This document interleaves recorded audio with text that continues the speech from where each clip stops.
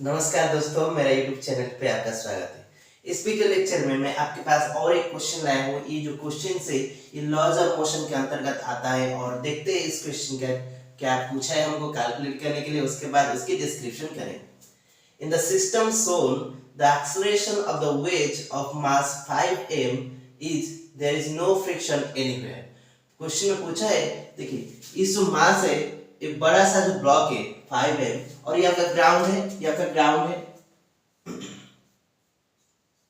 देखिए ये हमारा क्या है, ग्राउंड है और इस ग्राउंड पे आपका एक बड़ा सा ब्लॉक है जिसकी मास क्या है 5m है और वो जो बड़ा सा ब्लॉक है उसके ऊपर आपके दो छोटा सा ब्लॉक है, एक m है और एक 2m है और ये दोनों जो पुली है, ये दोनों जो पुली है एक रॉड के माध्यम से इस ब्लॉक से रिजिडली कनेक्टेड है, यानी कि स्ट्रांगली कनेक्टेड है। ये दोनों पुली किससे, इस ब्लॉक जिसकी मास 5m है उससे कनेक्टेड है। और देखिए ये जो मास m है वो क्या कर रहा है, इस सरफेस में स्लाइड कर सकता है और ये 2m मास मोशन के दौरान उस सरफेस में स्लाइड कर सकता है। ओके, और उस मोशन के दौरान उसको कोई भी फ्रिक्शन फोर्स उस सरफेस में नहीं मिलेगी।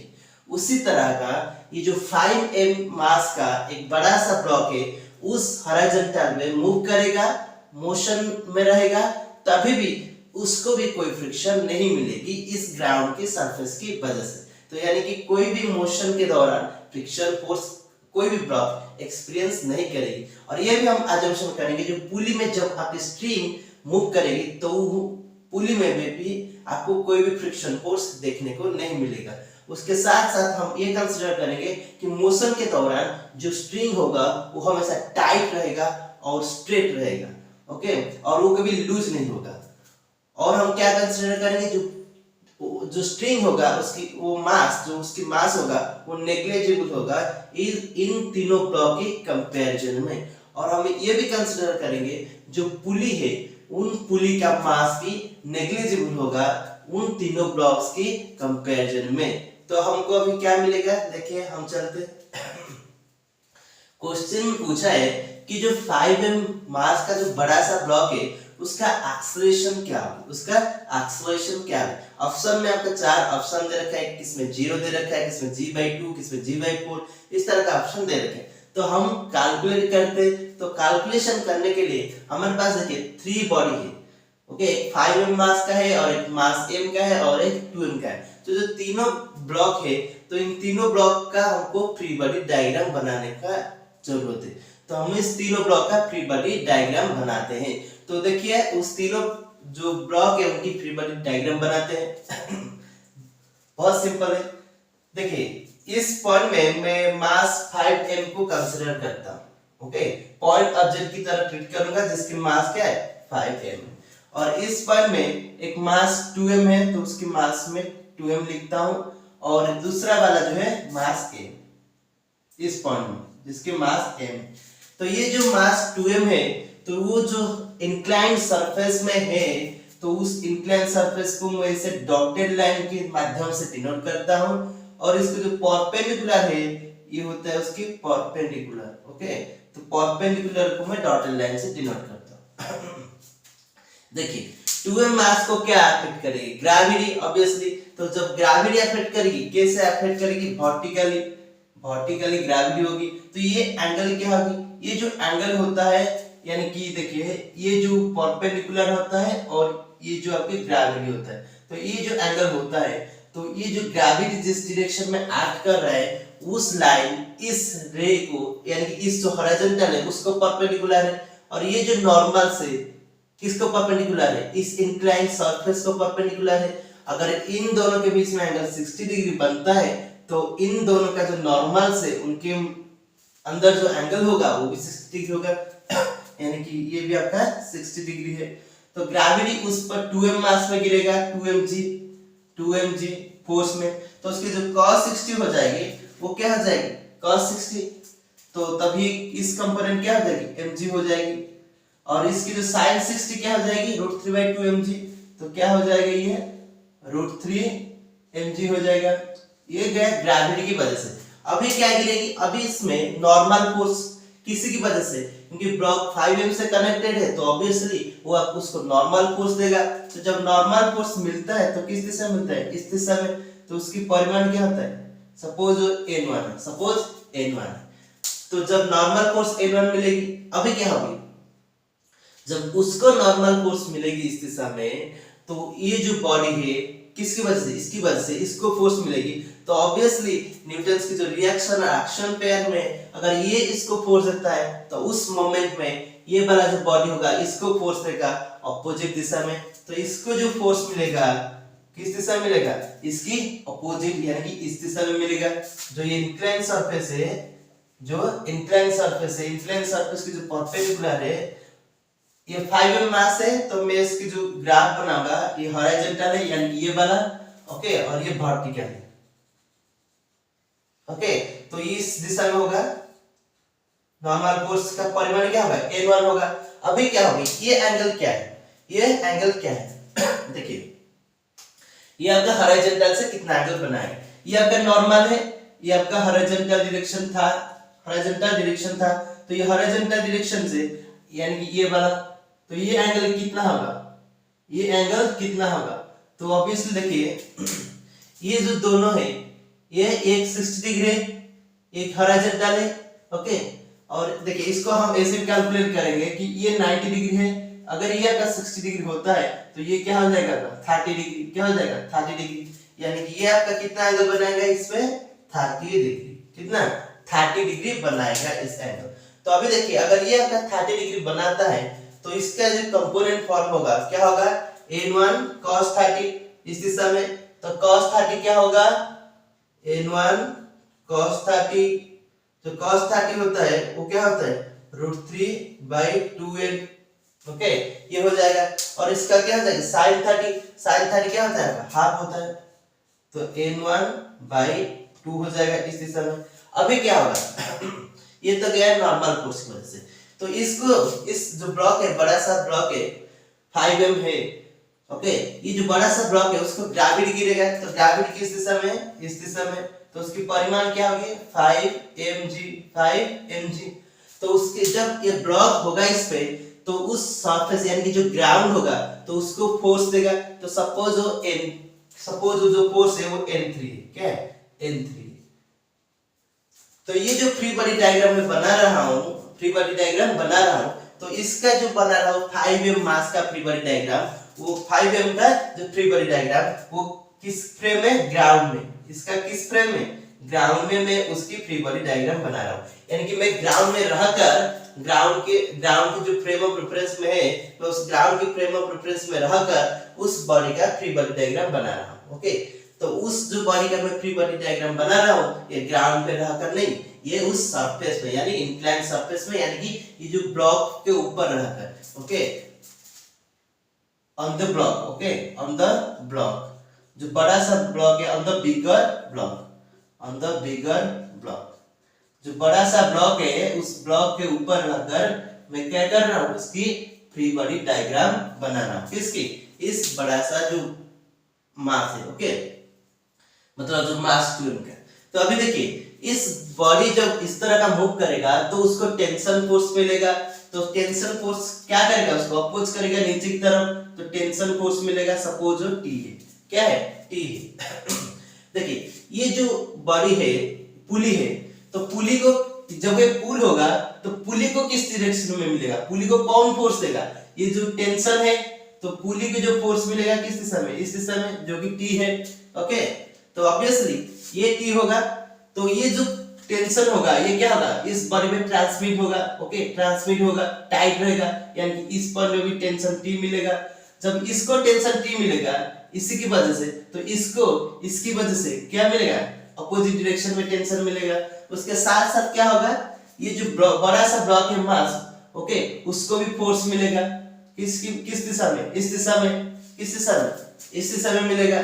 तो अगर इसको इस दिशा में मिलता है तो इस पुली को Newton's reaction, okay, reaction action reaction, तो इसको इस दिशा में मिलेगा टेंशन, उतना ही परिमाण का टेंशन T, ये ब्लॉक M को, ओके, तो ब्लॉक M को जो फोर्स मिलता है तो किस दिशा में, इस दिशा में मिलता है, कितना परिमाण, T परिमाण, ओके, और इस ब्लॉक जो M है तो उसको भी नॉर्मल फोर्स मिलेगा इसकी वजह से अपवर्ड डायरेक्शन में, सपोज वो N2 है, क्या है N2 है, और जो ब्लॉक M है उसको भी नीचे की तरफ फोर्स मिलेगा, सपोज वो क्या होगा Mg है, ग्रेविटी की वजह से नीचे की तरफ से मिलेगा। देखिए अभी तक हमने इसको इसकी जो फ्री बॉडी डायग्राम बना लिए, इसकी फ्री बॉडी डायग्राम बना लिए, अभी हम इसकी बनाएंगे क्योंकि इसमें देखिए इसमें जो टेंशन फोर्स है यानी कि दोनों पुली को टी मिल रहा है, ये पुली किससे कनेक्टेड है ब्लॉक 5M, यानी कि ये 5M पे फोर्स गिर रहा है, तो 5M पे जो फोर्स गिर रहा है ये दोनों कैंसिल हो जाएगी, ये दोनों टी क्या करेगी कैंसिल हो जाएगी।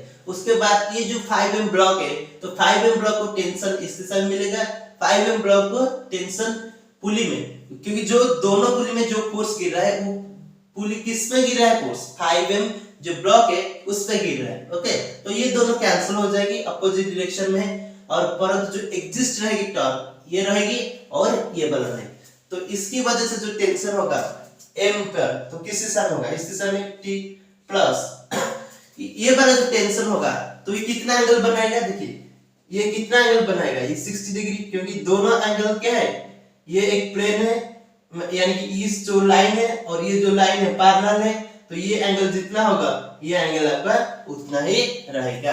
तो ऑब्वियसली इसका जो कंपोनेंट होगा t cos 60, तो t cos 60 क्या होता है t/2, और इसमें जो कंपोनेंट होगा वर्टिकल डायरेक्शन में वो क्या होगा t sin 60, तो t sin 60 क्या होता है √3/2, तो √3/2 t।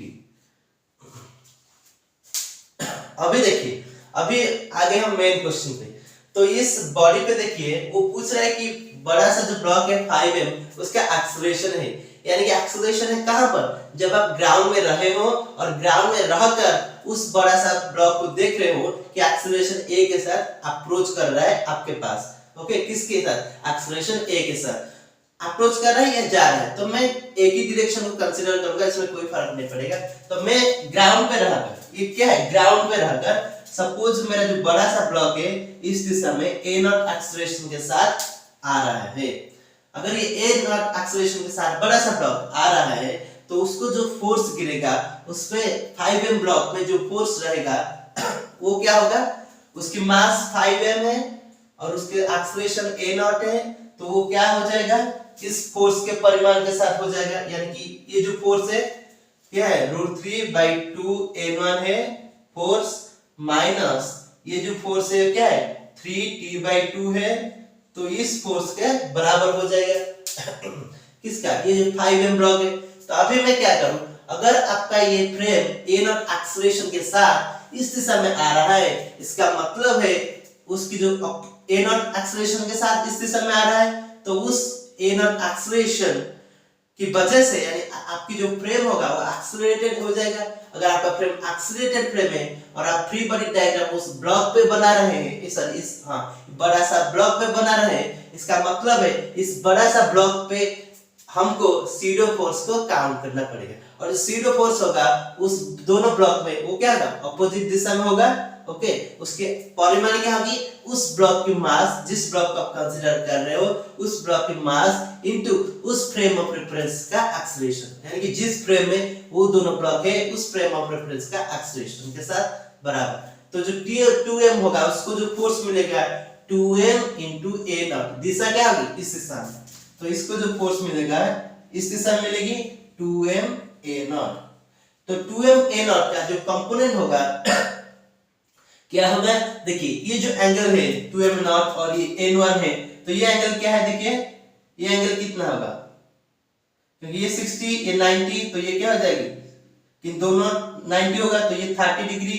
ओके, तो N1 ये आपका 30 डिग्री, तो 2M0 का कंपोनेंट अगर देखेंगे तो क्या हो जाएगा, इसकी कंपोनेंट अगर देखेंगे तो क्या हो जाएगा 2M0 cos 30 क्या होता है √3/2, तो यानी कि ये क्या हो जाएगा √3MA0, और ये क्या हो जाएगा इसकी कंपोनेंट इस दिशा में sin 30, तो sin 30 क्या होता है हाफ, यानी कि MA0। ओके, तो इसको मैं इस तरह का लिख देता हूं N1। तो उसी तरह का इस बॉडी को भी मिलेगा सीडो फोर्स कंसीडर करेंगे तो सीडो फोर्स जस्ट हमको आर करना पड़ता है क्योंकि हम एक्सेलरेटेड फ्रेम में। तो वो टर्म क्या हो जाएगी, अगर मैं इसको देखूं तो क्या हो जाएगी, इसकी मास m है और एक्सेलरेशन a नॉट है, एक्सेलरेशन a नॉट है। तो ये हो गया फ्री बॉडी डायग्राम अभी कंप्लीट इन दोनों का। और इसका देखिए, इसका तो हमने इक्वेशन लिख दिए। तो वर्टिकली जो ये भी जो इक्वेशन होगा वर्टिकल डायरेक्शन में ये बैलेंस रहेगा, तो इस इक्वेशन का मुझे जरूरत नहीं पड़ेगी। ओके, मुझे लग रहा है इसका कोई जरूरत नहीं है। तो देखते हैं इसको, इसका देखते हैं। तो इस हॉरिजॉन्टल डायरेक्शन में दोनों ब्लॉक है ऊपर। तो सपोज इस दोनों ब्लॉक का एक्सेलरेशन a है, किस फ्रेम में, ग्राउंड पे नहीं, हम इस फ्रेम में, क्योंकि जो फ्री बॉडी डायग्राम बना रहे हैं उस फ्रेम में रहकर। तो अगर इस फ्रेम में हम रहे तो इसका मतलब है जो भी एक्सेलरेशन इन दोनों का हम ऑब्जर्व करेंगे उस फ्रेम पे करेंगे। तो सपोज आपकी जो 2m मास है a एक्सेलरेशन के साथ नीचे आ रहा है और ये वाला अगर ये a एक्सेलरेशन के साथ नीचे आएगा तो ऑब्वियसली इस ब्लॉक का भी एक्सेलरेशन उतना ही रहेगा जितना इसका एक्सेलरेशन, क्योंकि ये जो स्ट्रिंग है वो क्या है, टाइट है। ओके, तो उसकी एक्सेलरेशन क्या रहेगी, इस दिशा में रहेगी a। तो ऑब्वियसली इस ब्लॉक को अगर हम कंसीडर करेंगे तो उसकी जो फोर्स होगा इस दिशा में, किस दिशा में, इस दिशा में, तो क्या हो जाएगा T माइनस ये ma नॉट बराबर किसके साथ होगा, उसकी मास इनटू एक्सेलरेशन, उसकी एक्सेलरेशन। उस तरह का अगर मैं इस दोनों वर्टिकल डायरेक्शन में देखूं तो n2 किसके साथ बराबर होगा, mg के साथ। और क्या इक्वेशन मिला हमको, जो n2 है वो mg के साथ बराबर है। तो अभी मुझे क्या करना है, अभी इसको देखना है, यानी कि 2m मास को देखना है। तो 2m मास को मैं देखता हूं तो ये क्या कर रहा है, a एक्सेलरेशन के साथ इस दिशा में मूव कर रहा है। इसका मतलब √3mg ma नॉट वो क्या हो जाएगी, उसकी जो इस दिशा में जो फोर्स होगी वो क्या हो जाएगी, √3mg plus ma not minus t आपका किसके साथ बराबर होगा, उस ब्लॉक का मास 2m इंटू उस ब्लॉक का एक्सेलरेशन इसके साथ बराबर होगा। और अभी मैं देखूं ये जो वर्टिकल टर्म है, ये जो वर्टिकल टर्म, क्योंकि इसकी वर्टिकल डायरेक्शन में मोशन नहीं है यानी कि जीरो हो जाएगा। तो मुझे क्या मिलेगा, ये mg है और ये n1 प्लस √3ma नॉट है।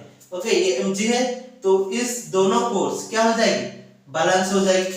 ये दोनों फोर्स क्या हो जाएगी, बैलेंस हो जाएगी। यानी कि जो mg होगा वो किसके साथ बराबर होगा, n1 plus √3ma not. Okay, तो ये होता है मेरा इक्वेशन। तो इस इक्वेशन से मुझे क्वेश्चन पूछा है a नॉट कैलकुलेट करने के लिए, किसको, a नॉट को कैलकुलेट करने के लिए। तो मुझे a नॉट कैलकुलेट करना है, बस इस इक्वेशन को सॉल्व करना है। तो a नॉट कैलकुलेट करना है तो देखिए इस इक्वेशन में मुझे अगर a नॉट कैलकुलेट करना है तो मैं क्या करता हूं, मुझे n1 चाहिए और t चाहिए। n1 इस पे है तो मुझे इस इक्वेशन से n1 मिल जाएगा। तो उसके बाद मुझे टेंशन ढूंढना है। मुझे टेंशन कहां से मिलेगा, मुझे दोनों इक्वेशन है, ये एक इक्वेशन है और ये एक इक्वेशन है, मुझे इससे टेंशन मिल जाएगा। तो जब मुझे इससे टेंशन मिल जाएगा तो मैं इस n1 की वैल्यू पहले इस पे पुट करूंगा, ओके, और टेंशन की वैल्यू इस पे पुट करूंगा और इस इक्वेशन में भी पुट करूंगा और मैं देखता हूं उसके बाद रिजल्ट क्या आता है। ओके, तो पहले मैं इसको इरेज कर लेता हूं। मुझे इससे n1 कैलकुलेट करना है। तो मुझे इससे n1 क्या मिलता है, जो n1 होगा वो मुझे मिलता है mg माइनस √3ma नॉट, ये मुझे मिल गया। तो अभी मैं क्या करूंगा, इस इक्वेशन का काम खत्म। ओके, इस इक्वेशन का काम खत्म। तो अभी मुझे क्या करना है, मुझे टेंशन चाहिए तो मैं इससे क्या करूंगा, टेंशन कैलकुलेट करूंगा। तो टेंशन का परिमाण क्या हो जाएगी, इस नीचे लिखता हूं, जो टेंशन होगा वो क्या होगा, ma प्लस ma नॉट। तो अभी इस इक्वेशन का काम खत्म, इस इक्वेशन का काम खत्म। तो मुझे दो ही इक्वेशन बचा और इस दोनों में मैं पहले टेंशन की वैल्यू पुट करूंगा और n1 की वैल्यूज पुट करूंगा। तो अगर पहले मैं इसमें टेंशन की वैल्यू पुट करता हूं, क्या है ma प्लस ma नॉट। तो अगर मैं इसमें लिखूंगा ma और ये माइनस हो जाएगा ma नॉट, तो ये दोनों क्या हो जाएगी, कैंसिल हो जाएगी, ये दोनों क्या हो जाएगी, कैंसिल हो जाएगी। तो मुझे ये इक्वेशन क्या मिला, minus ma। Minus M A. तो अभी मैं क्या करूंगा, ये एम ए को इस डायरेक्शन में मैं ले जाऊंगा, तो मुझे क्या मिला, जो 3ma, ओके, वो किसके साथ बराबर है, √3mg के साथ बराबर है। तो अगर मैं कैलकुलेशन करूं एक्सेलरेशन की परिमाण को, तो जो एक्सेलरेशन होगा वो क्या हो जाएगी, m कैंसिल हो जाएगी, g/√3। तो मुझे इस इक्वेशन से उस बॉडी का एक्सेलरेशन मिल गया है। तो क्या मिला, g/√3। ये जो एक्सेलरेशन होता है वो फ्रेम ऑफ रेफरेंस के ऊपर रहकर, परंतु हमको a0 कैलकुलेट करना है। हमको क्या कैलकुलेट करना है, a0, ओके। तो मुझे एक्सेलरेशन a मिल गई g/√3, ये वाला एक्सेलरेशन। तो मैं क्या करूंगा अभी, उस जो मुझे a मिल गई g/√3, तो अभी इसका कोई जरूरत नहीं है, तो मैं इसको इरेज कर लेता हूं, इसका कोई जरूरत नहीं है, इसका भी कोई जरूरत नहीं है, ओके। तो मैं क्या करता हूं, अभी इसमें a1 की वैल्यूज पुट करता हूं और t की वैल्यू पुट करता हूं। तो अगर मैं a1 की वैल्यूज इसमें पुट करूंगा तो मुझे क्या मिलेगी, देखिए ये 2 होगा, इस साइड में मल्टीप्लाइड हो जाएगा, तो क्या हो जाएगा, ये 10 हो जाएगा, 10। तो अभी क्या होगी, √3 को n1, ये आपका n1 है, तो √3 इस साइड में मल्टीप्लाई करूंगा तो √3mg है, और √3 इस साइड में मल्टीप्लाई करूंगा तो क्या हो जाएगा, 3ma0 हो जाएगा।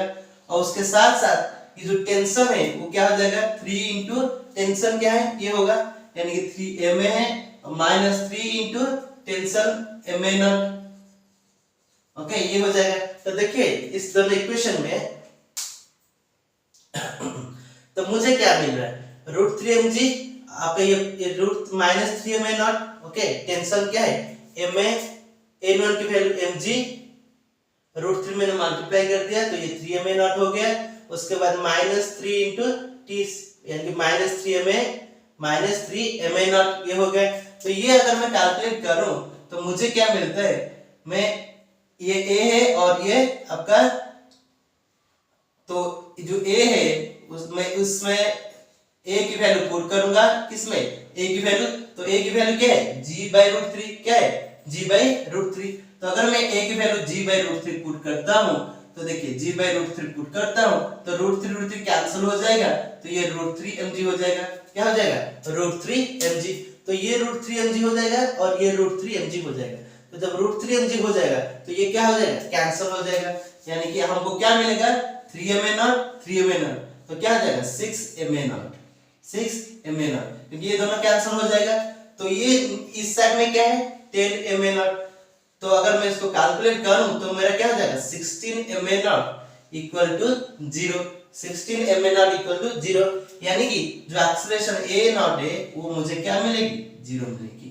तो इस क्वेश्चन का आंसर क्या है, a0 इक्वल टू 0, यानी कि जो एक्सेलरेशन होगी वो क्या होगी, उस बड़ा सा ब्लॉक का, अगर आप ग्राउंड पे रह रहे हो और उस ग्राउंड से ऑब्जर्व कर रहे हो तो आपको क्या मिलेगी, एक्सेलरेशन 0 मिलेगी। तो इसमें इतने में इस क्वेश्चन का सॉल्यूशन हो गया। Thank you for watching this video.